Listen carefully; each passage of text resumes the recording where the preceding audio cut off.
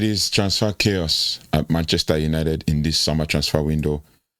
And we've seen a lot of news and everything that has, gone on at Man United. And especially with the confirming of, Brian Mbeumo's deal. While we're watching the game, the preseason game on Saturday, we had the Marcus Rashford, here we go, and all of that. And it's Monday, and a whole lot of news have been flying around from confirmed sources. But we're going to break it down to as much as we know so far and all of that. So thank you so much for liking, sharing, and subscribing, and for following us through the journey.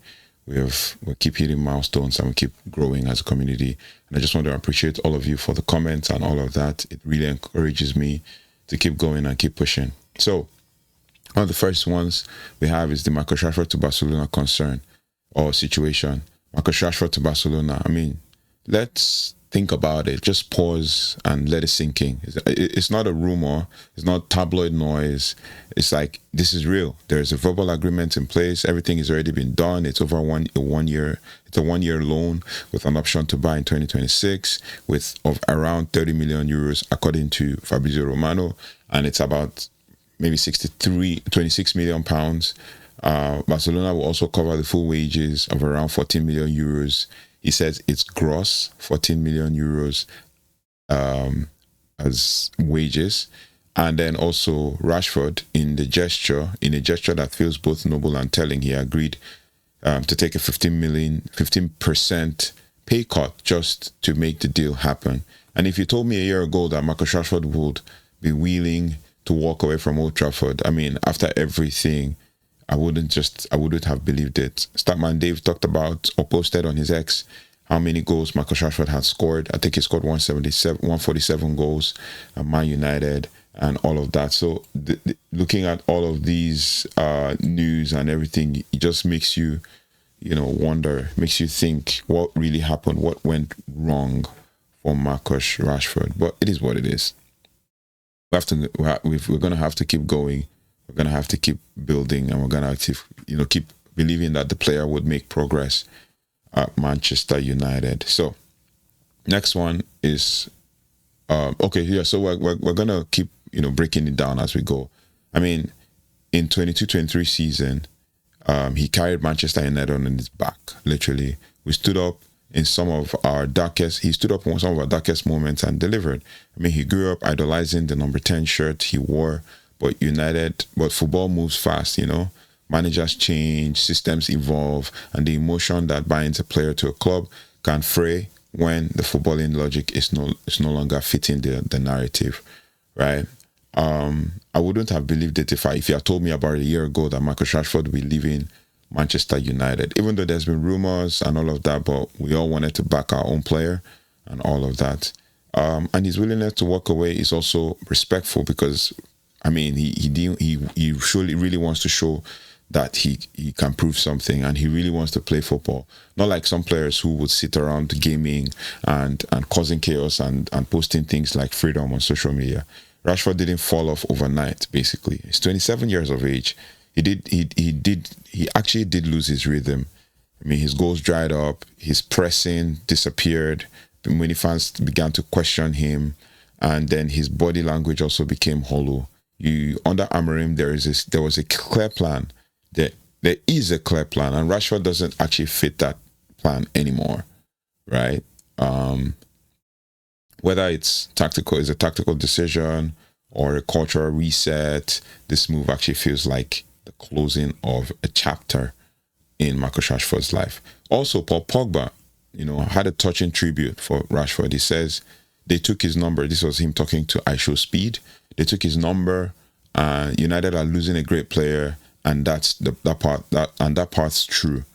Matheus Cunha is the new number 10, obviously, right? Which is in itself a signal to a changing of the guard, right? From academic graduate to marquee signing, from nostalgia to strategy. I mean, we are in a different era right now, in the Ruben Amorim era, right? Now, how do you process this? It's complicated emotionally. At least it stings, right? For most fans, it stings. Rashford is Manchester through and through. He's Manchester through and through. He's Manchester United through and through. But if you zoom out, this is actually a smart, structured decision. INEOS aren't just here to manage emotions. Amorim's Amorim's brief is to build a team that works on the pitch, not just the one that fits a Hollywood script, right? While the deal simmers, the Brian Mbeumo saga has finally also come to a conclusion, and it's good news this time. I mean, deal done, 65 million plus almost £6 million in tough add-ons, right? Brentford held out. United walked away once, came back with revised terms and got the deal over the line. Now, this is the signing that Ruben Amorim pushed hard for. Mbeumo isn't just a winger. I mean, he's in top 5 of the most goals scored last season in Premier League. And of the 5 players, 2 are wingers, and that are left-footed wingers, to be precise.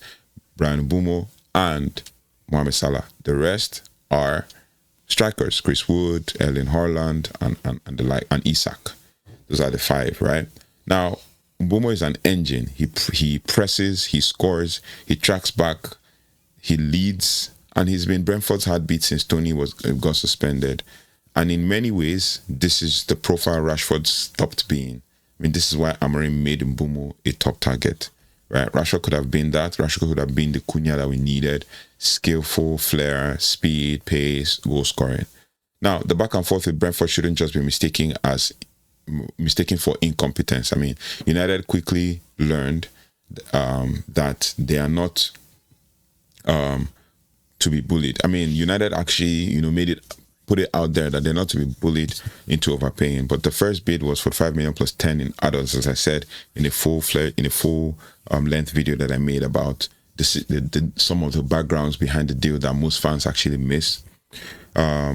Then 55 million plus 7.5 million pounds in add-ons was rejected, but Brentford wanted a deal structured similarly to the Cunha agreement. Eventually, United adjusted, stuck to their valuation, and Brentford caved. And the patience worked.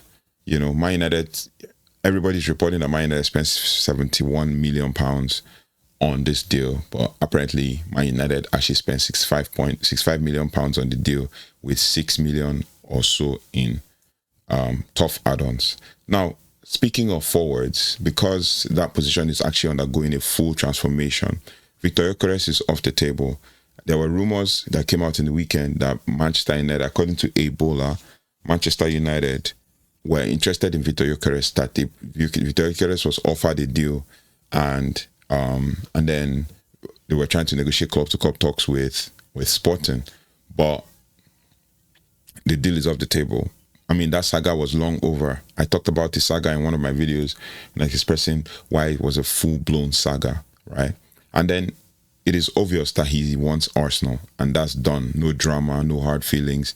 United have moved on, and the new focus is Benjamin Šeško, which we just heard was in negotiation with Arsenal, but couldn't strike a deal, and Arsenal walked away from the deal, and they went for Gyökeres. Now, Benjamin Šeško is the target. Now, Šeško is not just the finished article. He's not the finished article, basically. He's potential, unreal, but he's also got the blend of height, pace, and finishing instincts that you can't teach. Basically, you've seen. I saw a video just before I started recording. I saw a video of Benjamin Šeško doing the hit crossbar challenge, and he actually in one first attempt hit the crossbar, and with so much panache and all of that. Now, he's also coachable. I mean, he's 21, 22. He's also coachable. Amorim is obsessed with players who can be molded. Now, the 80 million euro release clause is the sticking point. But there is also news, according to Fabrizio Romano, that Christopher Vevell knows the player and could help make the deal, go smoothly if Manchester United puts in a bid. But United are also in contact with Leipzig, obviously, and the bid hasn't been put in yet, as I just said. Now, Man United want to offload players first. I mean, we have Rashford, we have Anthony, you have Tyrell Malacia, you have Garnacho, you have Jadon Sancho, the problem child. Now, with Marcus Rashford, loan deal done, saves us loads of money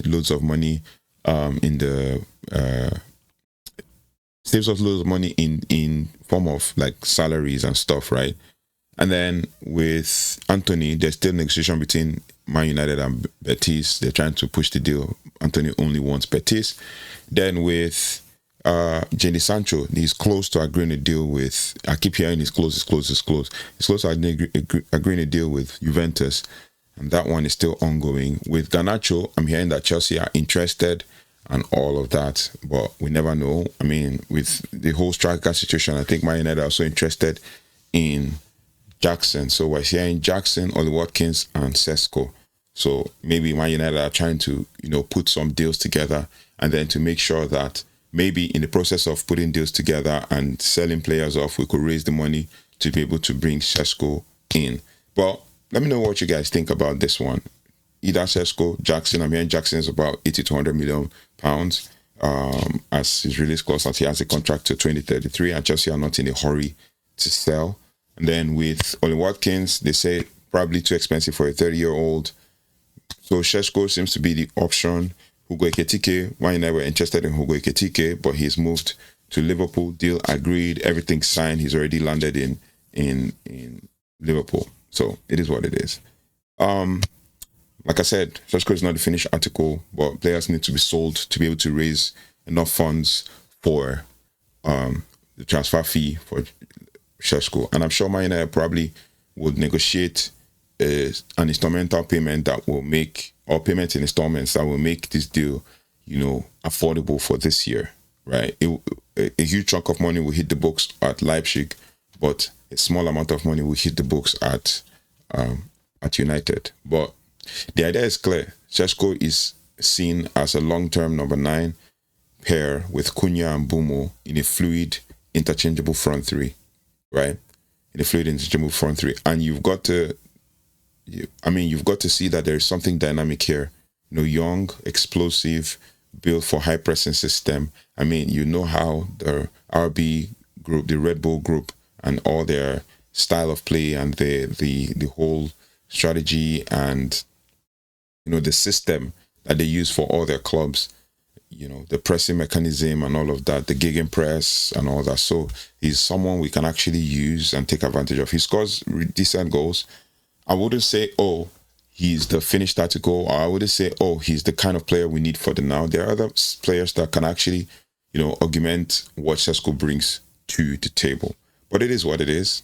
But like I said, the idea is clear.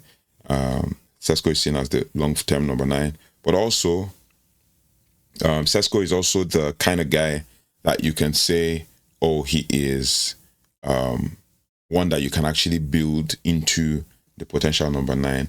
And he's the one that, quite right, I might spend a lot, but Cunha and Mbeumo have worked with different types of strikers, and they've created chances for those strikers, right? I think Mbeumo had 20 goals and 8 assists last season. So you can imagine he's created chances for players that he's played with. Then Mbeumo, and then what's his name? Matheus Cunha has had, I think he's had 15 goals and I think 5 or 6 assists. So he's also created chances for other people to score. Right. So now some fans already are nervous about the situation. They're nervous that he's not proven. He's not proven, and we've seen this before. That's true. I mean, but every top striker was a risk at 21, right? Haaland, Nunez, and now Rasmus Højlund, who we took a risk on. But you have to take your risk, and you have to settle for, mediocre. Or it's either you take your risk right now, or you settle for mediocrity, or you sign a player that will give you all 2 or 3 years and will be difficult to offload when the time comes. Now, Amorim is also rebuilding from the middle. Right? If we're moving away from striking, Amorim is building from middle. But before we move to the middle, Benjamin Šeško is the kind of striker that will give you grit, right? But then he's the kind of striker that everybody wanted Marcus Rashford to evolve into. The Mbappe-like striker, like the striker that can move to being a number 9 and also being a left-sided player. It is what it is. The whole drama is done. Now, Amorim is also rebuilding from the middle.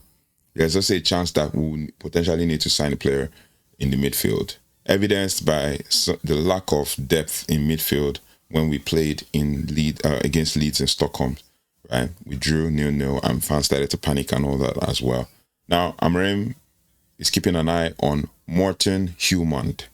He's Sporting CP's captain, Amorim's old club. And Amorim knows him. Amorim has coached him. Amorim rates him highly. And I'm thinking maybe because of this, that's why it's no surprise that we're linked. But I'm thinking also that it's because Amorim knows him. That's why his name is being mentioned as a potential target for midfield. Hjulmand is a proper midfield general. I mean, he reads the game. He's the kind of player you see as the young style player.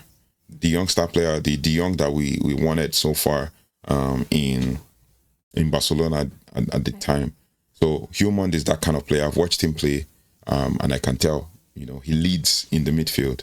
He reads the game well. He's tough in the tackle, positionally intelligent. The kind of player that most people want even Kobe Mainoo to be. He's not flashy, but he's reliable. You win titles with players like him. Obviously, he's won in Portugal, so you can actually tell that he's got that talent, right? He's got that talent. Now, if we're going to build from there, we'll also need to know that Juventus are also sniffing around. And United have the advantage, obviously. That is the Amorim pool, right? And Sporting, despite the 80 million release clause, 80 million euros release clause, they may be open to a structured deal too. Amorim wants leaders on the pitch. He doesn't just want talent. He just doesn't want talent. He wants people that have character, and Hjulmand fits that mold. I watched him play against Man City, and he was controlling the game from midfield and taking charge of things from the top, right?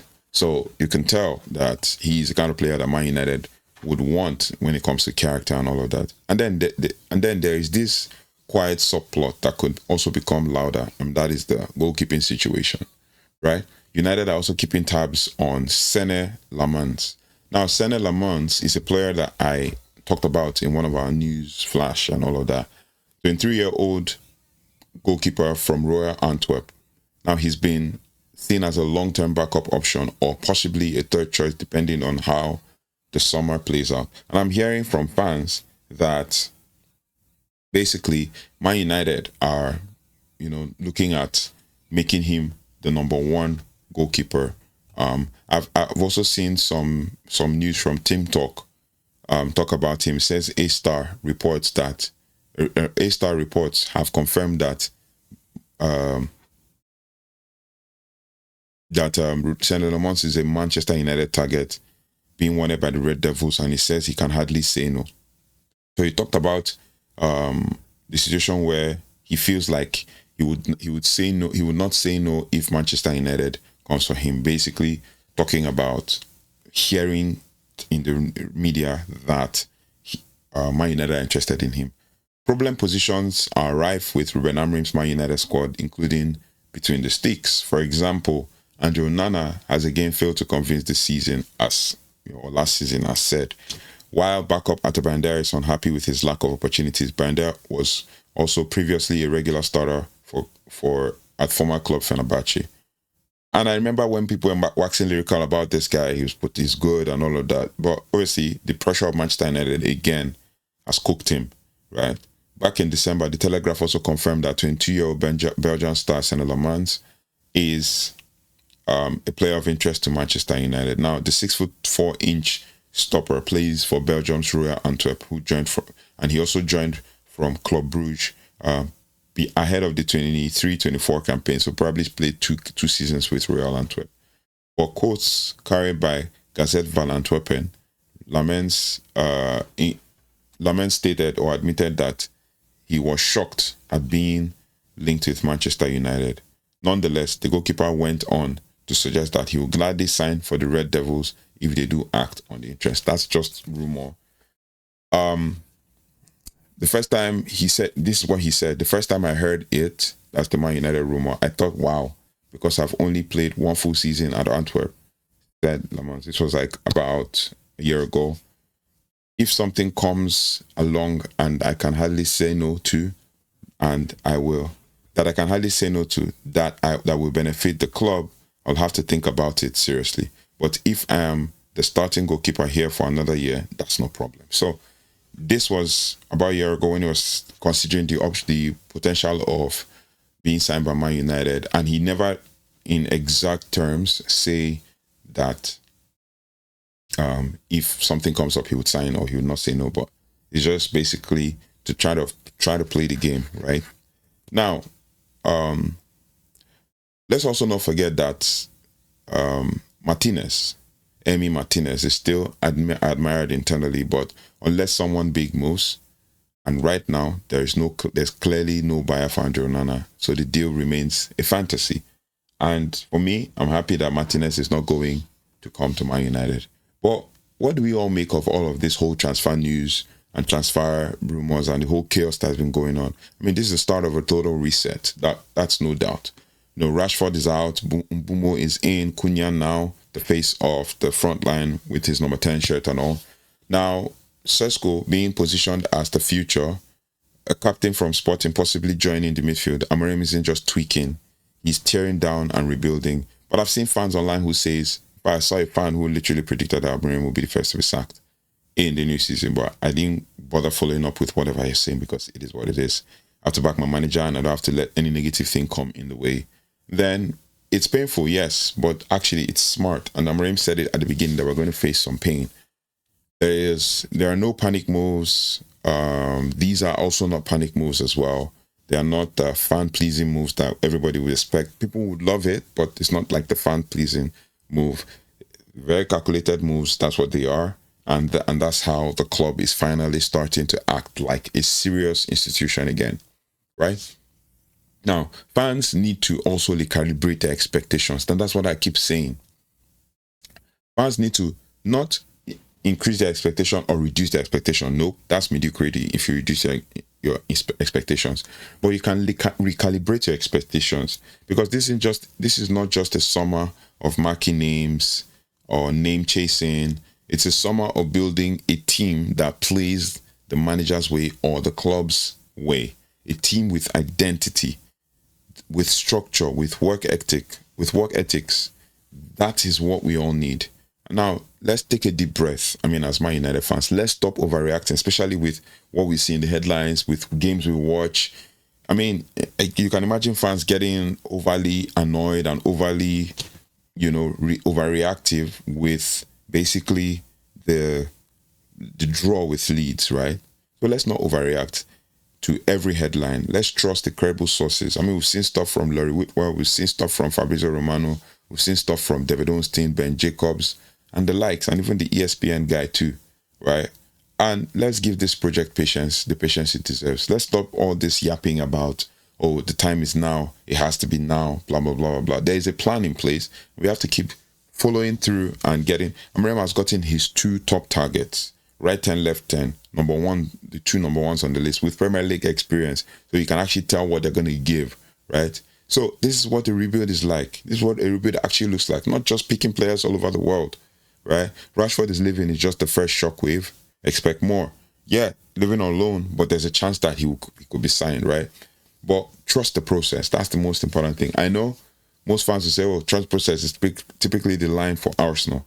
But this is the first time in a long time that there actually is a process in place. So let's stop all this whole yapping about, oh, Amorim is a fraud, Amorim is this and that.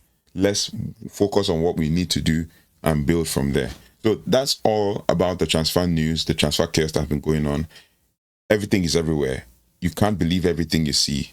Today we're interested in Gyökeres, tomorrow no, it's Ekitike. Now we're interested in Šeško. Oh, before it was Šeško, well, because it's too expensive. Oh, he has no experience, this and that. Let's all just trust, especially the top tier journalists, and back the manager and back the club. And let's see where this takes us. It's better you back something and know that the result's going to be positive than you back something that you don't back it at all and then the result becomes positive. If you backed it and the result becomes positive, fine. You backed it, the result becomes negative. You learn. And then when you back it and when you don't back at all, you don't even know what the outcome will be. All you'll be expecting is negative, negative, negative. And when it's not negative, you start to think of whether you should turn back on all that. Just back, just keep going. It is what it is. Let me know your thoughts and feelings about all of this news and all that. Who do you think Manchester United should sign next? Let me know in the comment section and we'll go from there. Take care. Thank you so much for watching. Thank you so much for liking, sharing, and subscribing. Take care, goodbye, and God bless.